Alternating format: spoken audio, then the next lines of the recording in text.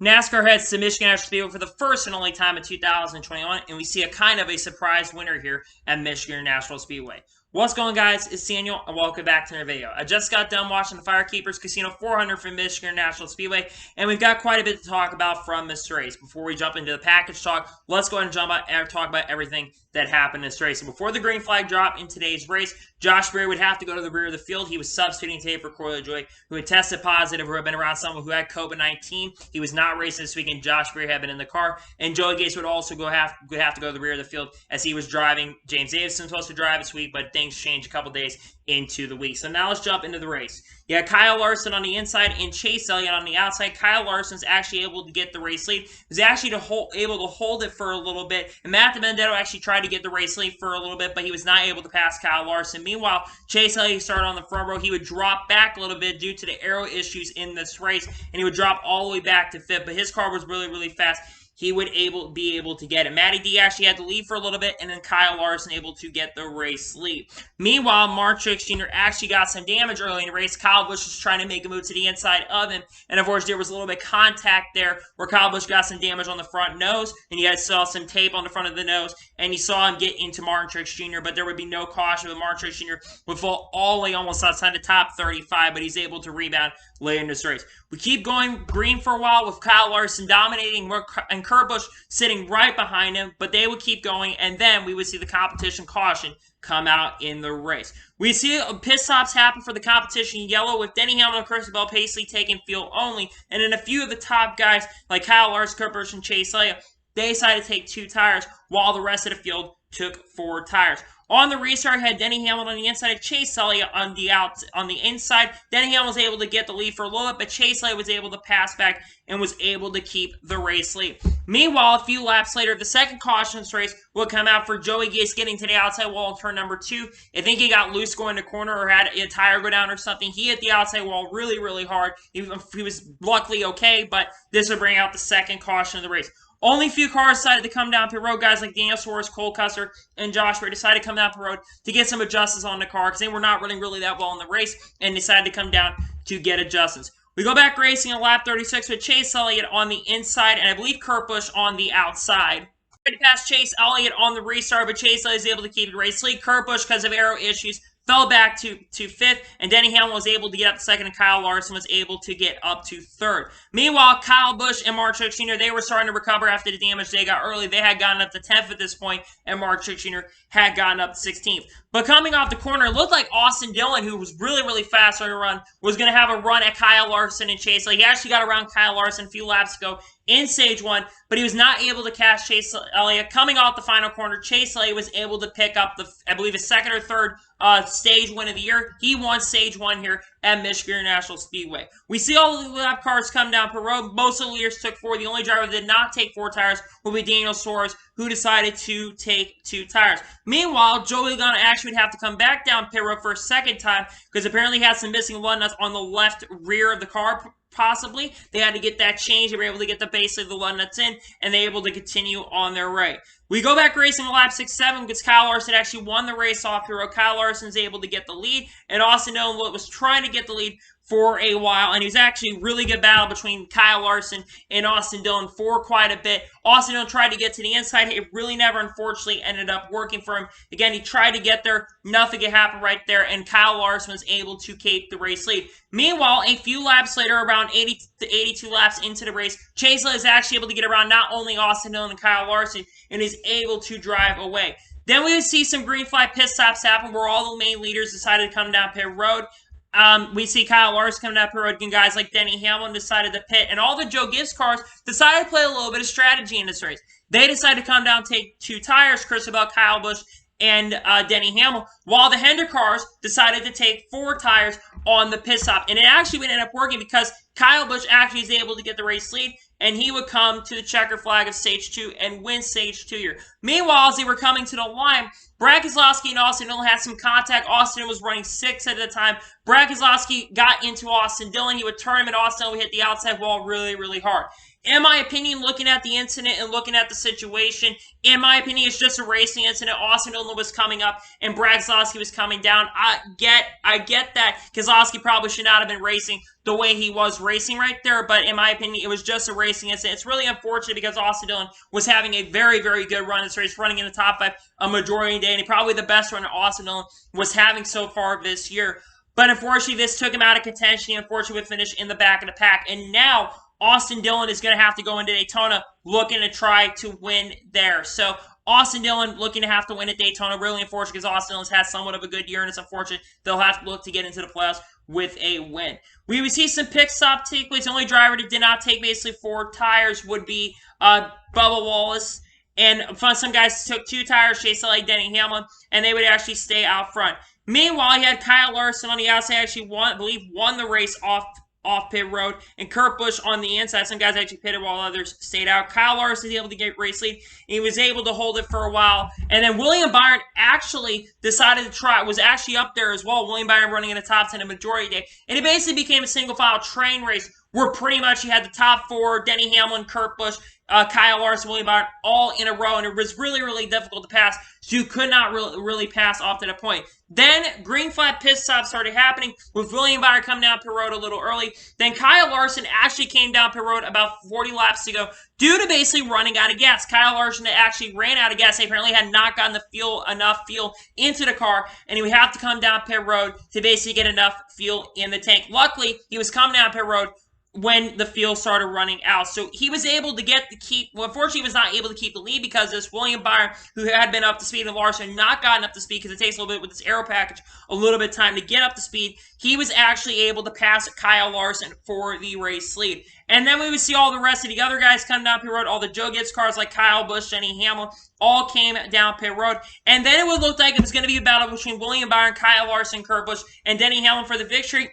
And then with 20 laps to go in the race, rain came to the track. Rain had been kind of a concern coming into this weekend, and a caution would come out for rain going to turn number 1. Now, the drivers all said it was good. The race did not end, and we would attempt once again to go racing with 14 laps to go. You had William Byron on the inside and Kurt Busch, William Byron on the outside, and Kurt Busch on the inside. William Byron was able to get the race lead. Tyler Reddick tried to go 4 wide going to turn number 3, and this is where chaos ensued.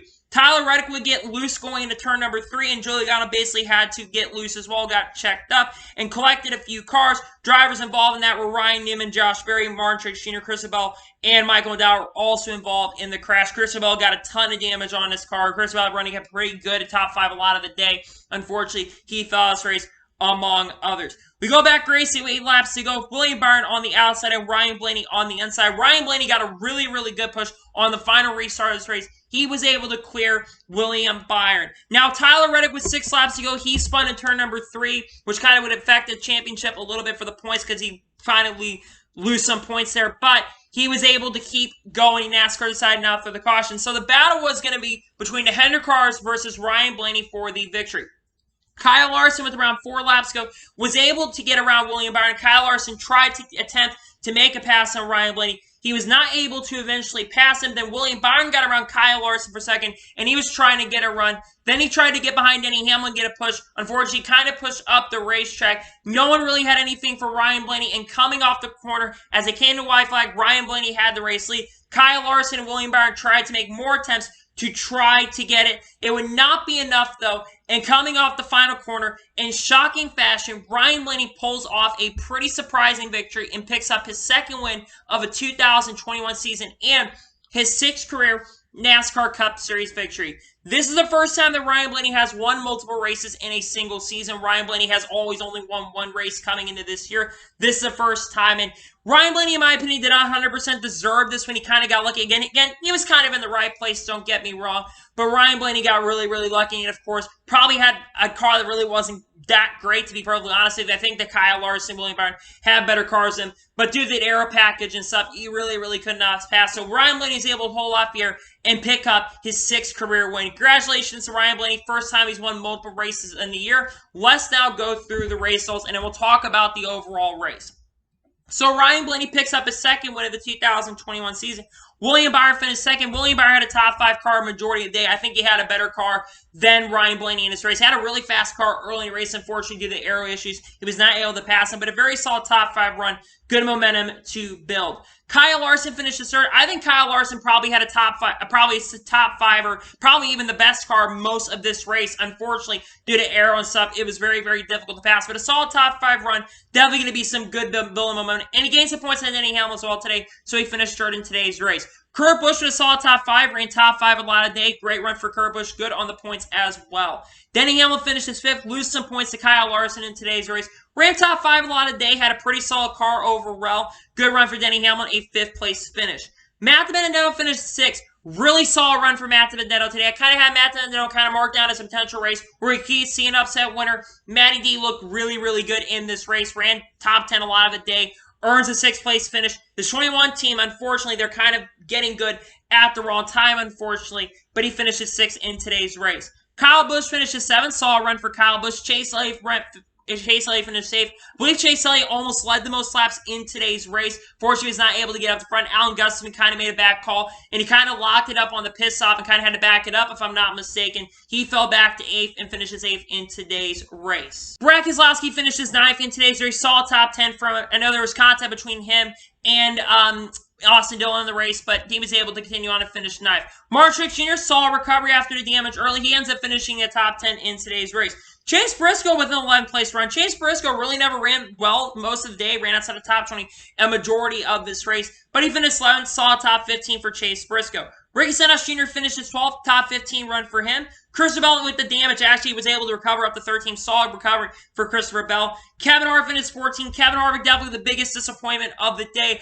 I thought Kevin Harvick was going to be a lot better. I know that SHR has definitely struggled this year, but I thought Kevin Harvick was going to be better in this race, but it was unfortunate to see that Kevin Harvick struggled in today's race. Never really ran a top 10 a majority of the day. Finishes 14th in today's race. Chris Buescher finishes 15th. Alex Bowman finishes 16th. Eric Almirola finishes 17th.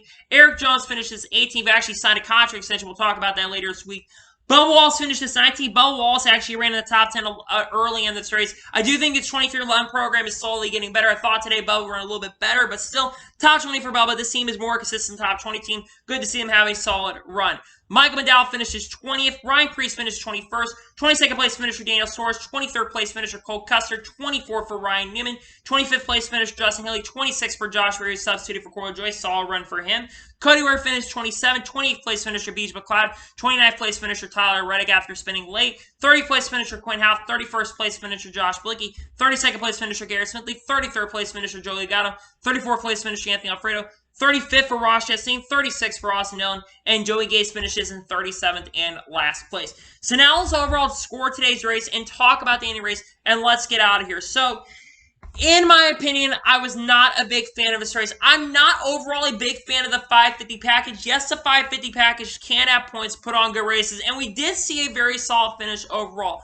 But it was really, really frustrating to watch at points as well because it became follow the leader, and yes, I do think they're good racing. I mean, it is close racing, don't get me wrong, with this package. But close racing does not always mean good racing. And to me, I'd rather see a really, really awesome race, even if it's only a few cars, than see a bunch of cars grouped up together. Because we don't want to see super speedway racing on a 2-mile track. There's only a few more races left in this package, so thank God for that. So I'm not complaining as much about it, but still, it wasn't the most enjoyable race in my opinion. So today, I'm going to give today's Michigan race overall a 6.5 out of 10. Like I said, I'm not a big fan of Michigan as a track overall. I love Michigan, but really, again, especially back in the day. I know the resin kind of helped a little bit today's race, which I think helped a little bit, and there were good points in the race as well, but it wasn't overall a fantastic race. So, anyway, that's it for today's NASCAR race review from Michigan National Speedway. I want to thank you guys for watching. Please subscribe to the channel, turn on so notified when a video does go live on my channel.